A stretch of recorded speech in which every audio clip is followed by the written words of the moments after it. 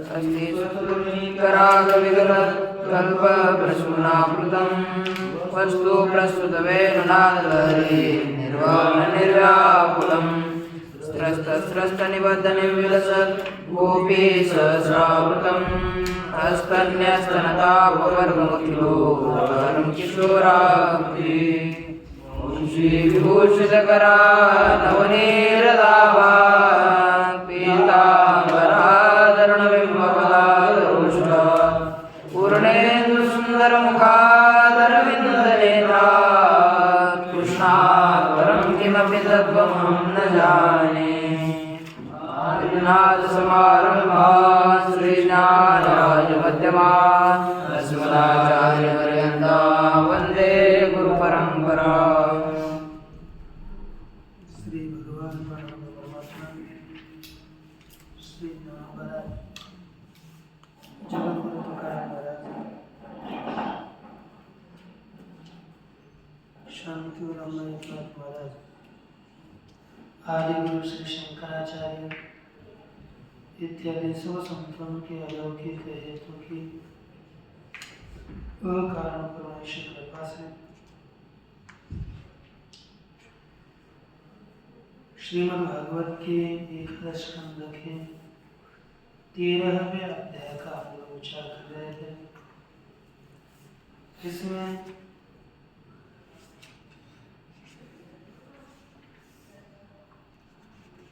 भगवान के भक्त का लक्षण यहाँ पर बताया गया। भक्ति कैसी करनी चाहिए और उसको कैसे तत्व की प्राप्ति होती है, इसके लिए दृष्टांत पूर्वक कथन किया। अब इसके पश्चात उद्धव जी प्रश्न करेंगे और भगवान उत्तर देने जा रहे हैं। उद्धव जी पूछते हैं कि क्या, तो देखिए उद्धव उवाच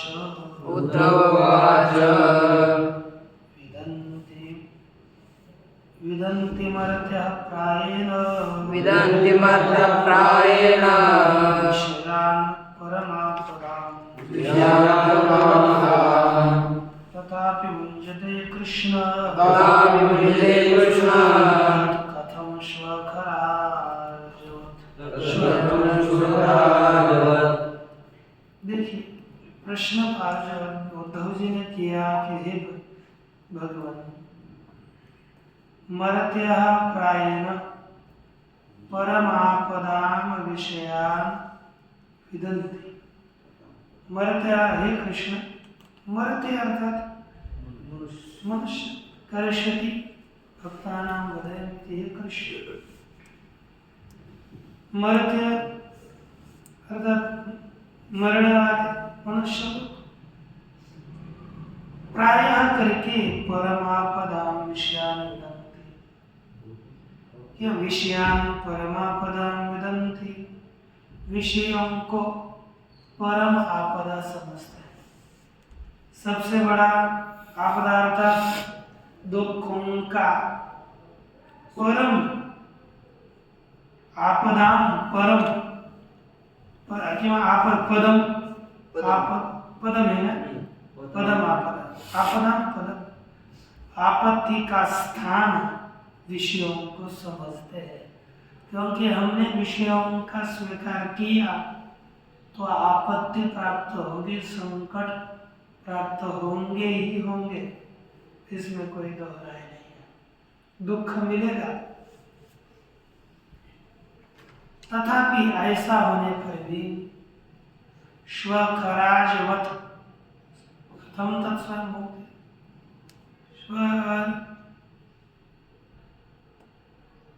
खर अर्थात गधा, कुत्ता, गधा और बोकड़ है ना, बकरा, इसकी तरह तत्कथम भुंजते, उस विषय का कैसे सेवन करते हैं ये बताइए। जानते हैं कि ये विषयों का सेवन करना अतिशय दुख का कारण है, तो भी कुत्ते की तरह, गधे की तरह और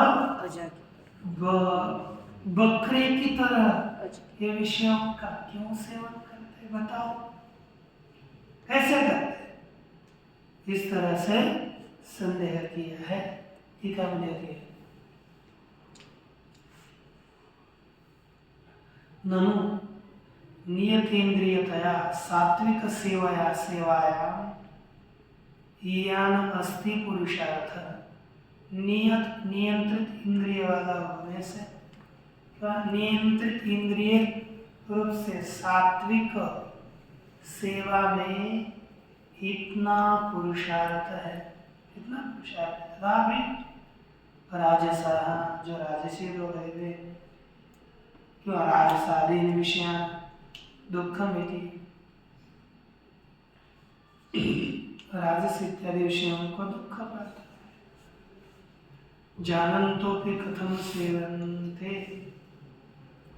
ये राजसादी विषय जो दुख है उसको जानते हुए भी कैसे सेवन करते हैं, ये पूछते हैं विदंती इसके द्वारा।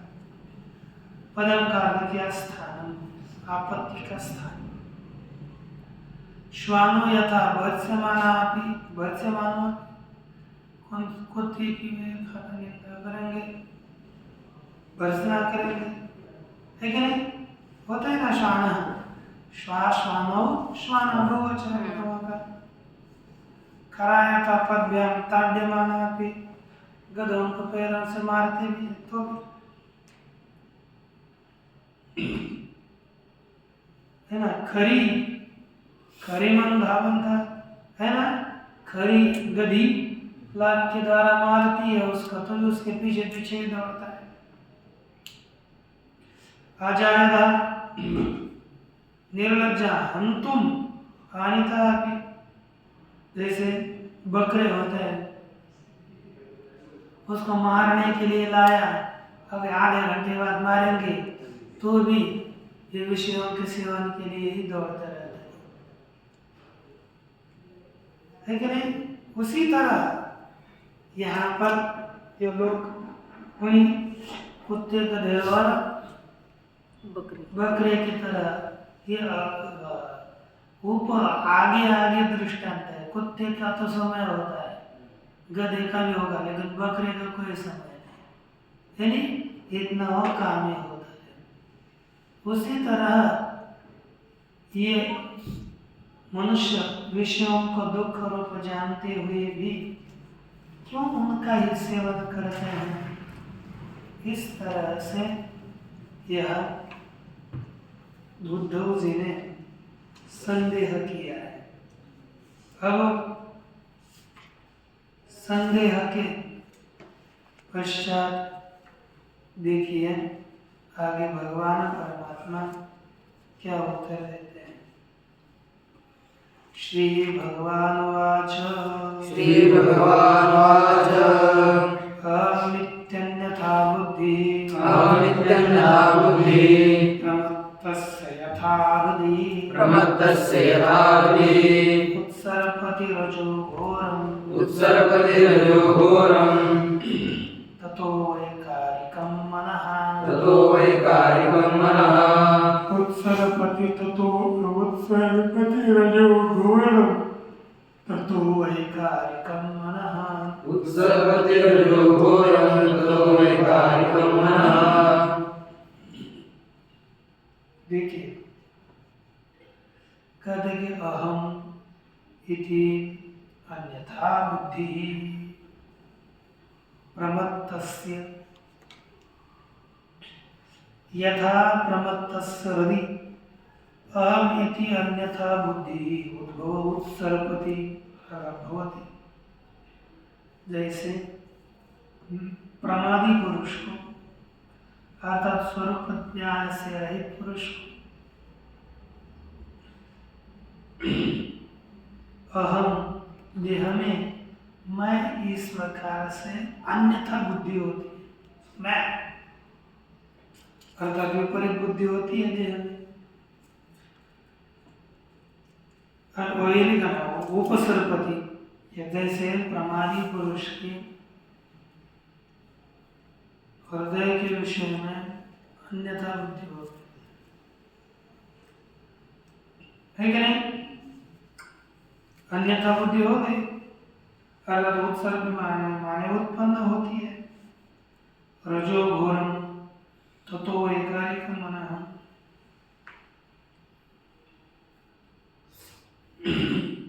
अब मैं या अन्यथा बुद्धि उत्पन्न हो गई तो रजो से घोर बुद्धि उत्पन्न होती, दुख की बुद्धि उत्पन्न होती है और बाद में मन रूपी बुद्धि उत्पन्न होती है। वैकारिकम है ना, घोरम ततो घोरम रजः ततो वैकारिकम मन, घोर रज और उससे वैकारिक मन की उत्पत्ति होगी। अच्छा, इस तरह से ये कहा तो देखो टीका में मिथ्याभिनिवेशेन भुञ्जति इति स हेतुकमः। मिथ्या अभिमान के द्वारा ही इस तरह के विषय का उपभोग करता है। ऐसे हेतु सहित बताते हैं अहम इत्यादि 3 श्लोकों के द्वारा। देखो प्रमत्तस्य अर्थात विवेक शून्यस्य देहादौ।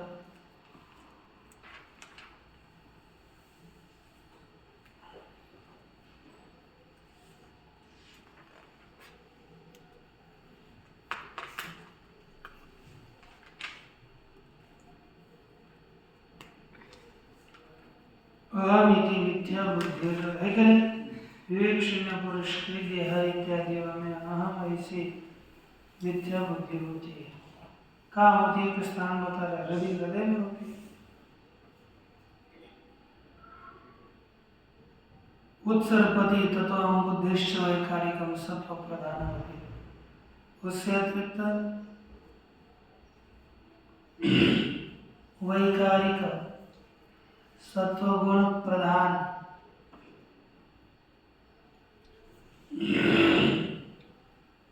मनः घोरम प्रति दुखात्मकम रजः प्रति उपसर्पते। सत्वगुण प्रधान मन है वो भी घोर वृत्ति के प्रति और वैकारिक वृत्ति के प्रति प्रवाहित होता है, वहां पर जाता है।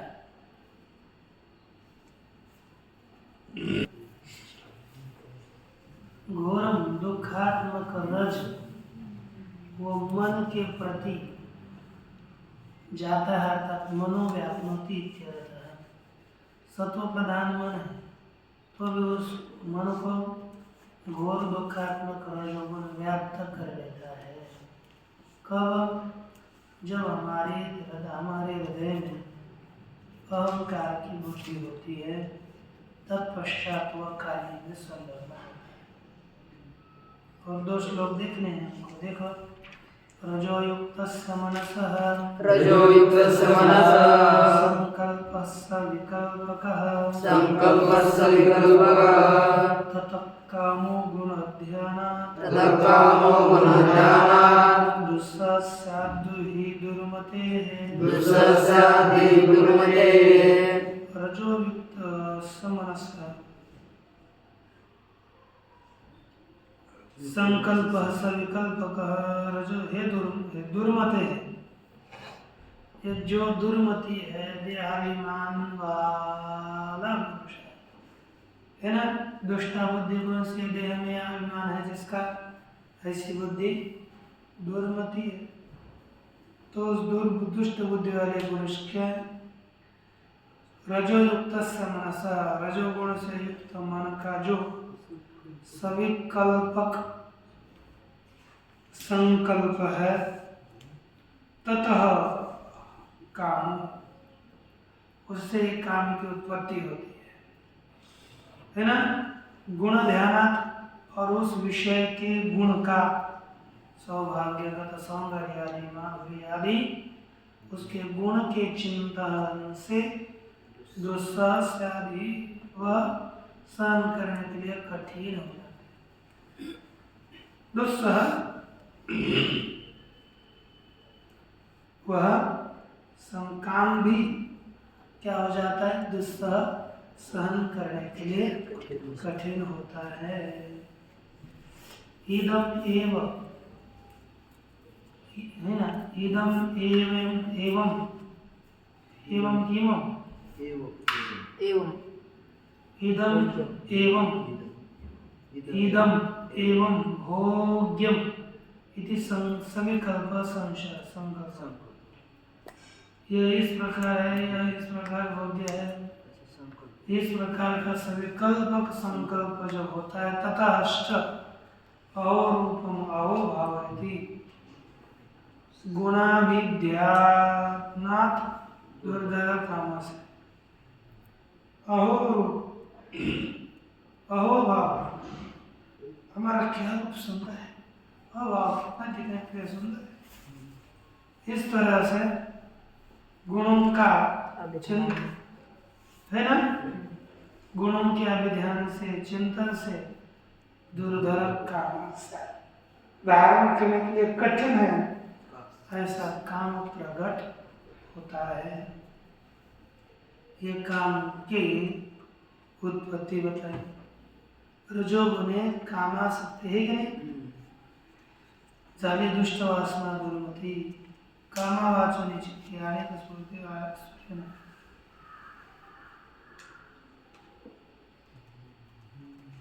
अब देखो कहते जनी वनी आनी विजनी जागृत सुषुप्ति स्वप्नि ध्यानी मनि चिंतने स्त्री वाचुनी स्मरण, किसी भी अवस्थाओं में स्त्री का स्मरण न करके भगवान का स्मरण कर रहा है, और उसको यही इसी का स्मरण आता है, इसके अतिरिक्त किसी का भी स्मरण नहीं आता। उसका लाभ बता रहे, फल क्या है, फिर तो उसका करोति कामवशः कर्माण्यविजितेन्द्रियः दुःखोदकानि तमपश्यन् रजो वेग विमोहितः रजो वेग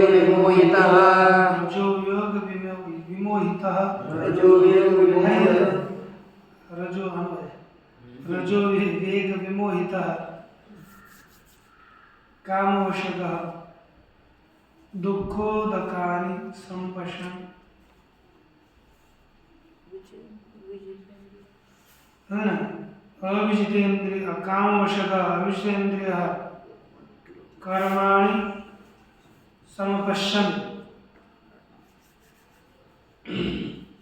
बुष्यते करो। तो देखो करो ध्यान, तो देखो रजो वेग विमोहित, रजो बन के वेग से मोहित हुआ पुरुष, विकल्प है ना, रजोगुण के द्वारा मोहित हुआ पुरुष इसलिए काम के अधीन हो जाता है। अविजितेन्द्रिय और इसलिए अविजितेन्द्रिय, जिसने इंद्रियों को नहीं जीत लिया, ऐसा होता है। ऐसा पुरुष और क्या करता है, काम वश गहन, काम के अधीन होने वाला। अविजितेन्द्रिय, जिसने इंद्रियों को नहीं जीता, ऐसा पुरुष दुःखोदकानि समपश्यन्ति, दर्कानि कर्माणि, दुःख दुःखोदकानि कर्माणि, और आगे संपश्यन्, आगे करोति, आगे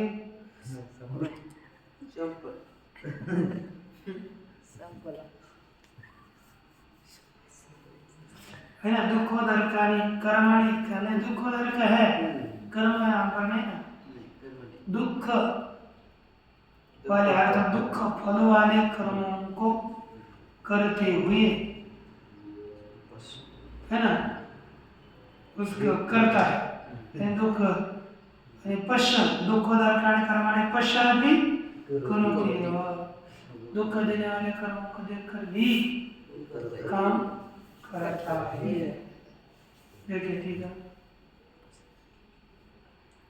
विषय दोष 11 है, तो विषयान भोक्तुम कर्माणि करते, उसके बाद विषयों का भोग करने के लिए कर्मों को करता है। दुख ही तो फल है ना, दुख ही एक फल है जिनका ऐसे संपश्यम जाना भी दुख फल वाले कर्म है, ऐसा जानता हुआ भी तो दुख फल वाले ही कर्मों को करता है। ओम पूर्णमदः पूर्णमिदं पूर्णात् पूर्णमुदच्यते पूर्णस्य पूर्णमादाय पूर्णमेवावशिष्यते। ओम शांति।